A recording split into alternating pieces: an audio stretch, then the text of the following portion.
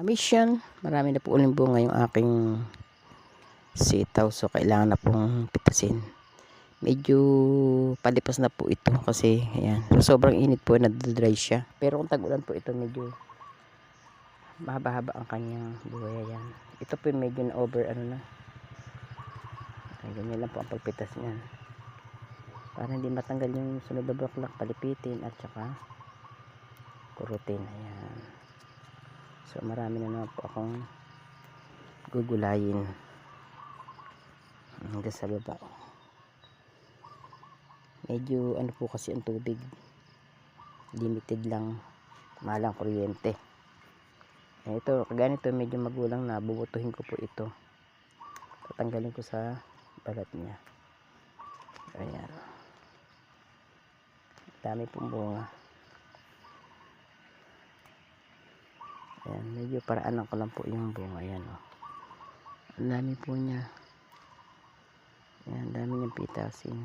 Ang dami ko palang pitasin. Ito medyo magulang po ito, pabinhi na po yan, medyo nalipasan po ng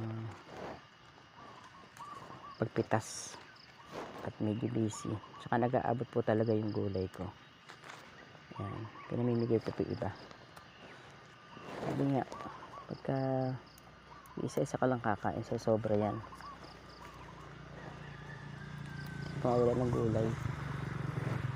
Sa bawat bahay meron lang kayo tigi isang paso or sa sako, bawat gulay isang klase.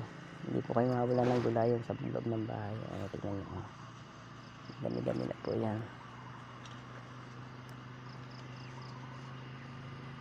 So ibababa ko muna sandali.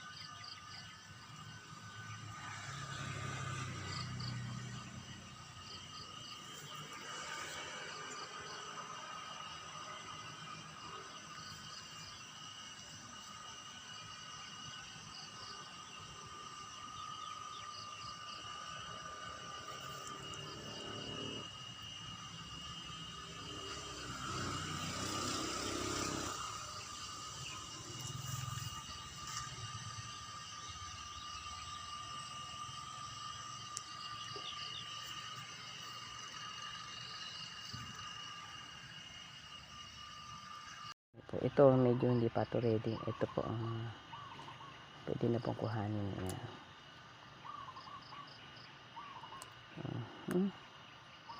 Dami po. Ayan, ganyan na po pagkuha niyan. Palipitin ng konti at saka kurutin. Ayan. Nakakatuwa po na nagaan lagi. Ayan, ganyan lang po yan. Ang dami po nito, so sobra pa po ito sa aking pangailangang butuin. Ayan. Ayan, nakamiss yan. Sana po na-inspire kayo sa aking pagtatanim ng gulay. Ayan, sa simpleng paraan lang po, simpleng kaligayahan, ito nga, hindi ka mawawala ng ulam sa iyong bahay. Ayan.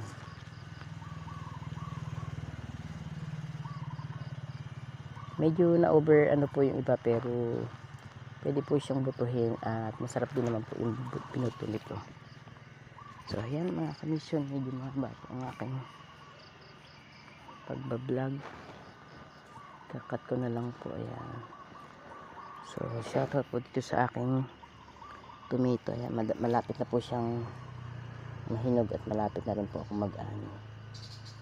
Ayan, so ayan mga kamisyon, hanggang sa muli po. Marami po akong pipitasin dyan. Ayan, ayan, God bless everyone. mga kamisyon, ang dami po ng aking nakuha. So, tuwing makalawa po ay nakakakuha ko ng ganito karaming sitaw. So, kung nag-iisa lang po kayo ay talagang sobra-sobra pa to. Pwede po itong bulang lang, adobo, pansagot sa pinakbet. Pero sa ngayon ay bubulang lang ko po ito.